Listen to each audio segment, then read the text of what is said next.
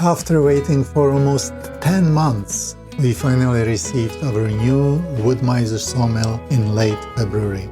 The real milling operation had to wait until we transported the sawmill to where the wood is. In early April, we got on an expedition to move the sawmill along with tools, supplies and material to our off-grid property in North Vancouver Island.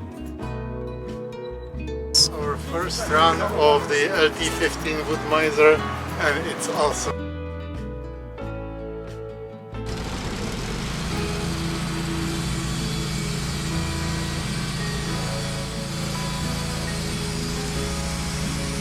We processed first few logs with some family help.